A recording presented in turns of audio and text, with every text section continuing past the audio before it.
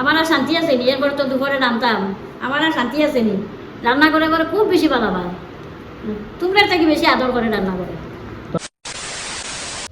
Hello everyone, good morning, welcome back to my another new blog. তো আমি শিবম, আমার নতুন একটা ব্লগে তোমরা সবাই স্বাগত। তো আজকে লোকে শ্রাবণের চতুর্থ সোমবার, আর এখন বাজার প্রায় 9টা সাড়ে 9টা হইব। তো আজকে তাড়াতাড়ি উঠিয়ে বিজনেসে বসে সকালের কাম চাপ শেষ করিয়া ফ্রেশ হইয়া স্নান করিয়া এখন যেরকম গিয়ে শিবরে দেওয়ার।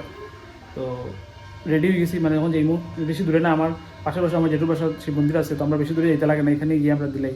তো আমরা এখন ভাবিমু। আর এদিকে মাও রেডি সব কিছু লইয়া, ওই যে আমরা সব থালি করে রেডি করে লিছি। আর তো কিছু লোন নাই না নি? না, তো আর মার ওদিকে ঘরে ঠাকুর পুজো দেওয়া শেষ, আর এখন এমনি যেমন শিবরে দেওয়ার। তো চলো আমরা শিবরে দেওয়ার যাই। আর আইয়া তো আর উপাস করে আমরা মা উপাস আমি উপাস, তো আইয়া খাওয়া দাওয়া কর্ম যেটাও করি। আজকে তো হোটেলে আমরা নিরামিষ। তো চলো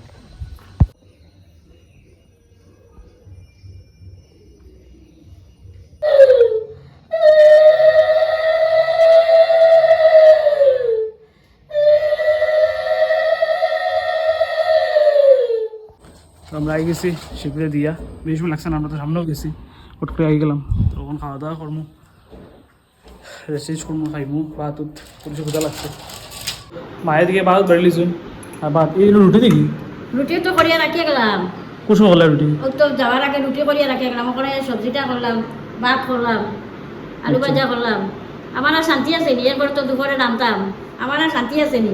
রান্না করে করে খুব বেশি ভালো পায়, তোমরা থেকে বেশি আদর করে রান্না করে।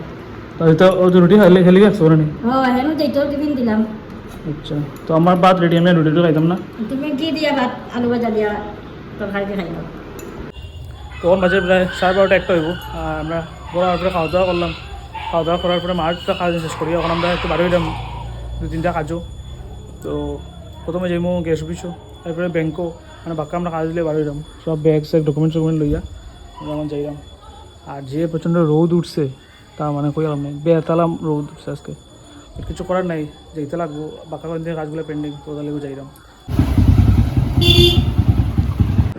তো আই গেছি আমরা কোনো বাইরে বেরোই। আর মানে ভিডিও করার মতো সিচুয়েশন কিছু আসে না, কারণ খুব বেশি রোদ। তোমরা আমার ঘরের জানলার থেকে দেখতে পারবা, রোদেরটা মানে পাওয়ার দেখো কীরকম, পুরো হলুদ হয়ে গেছে একদম।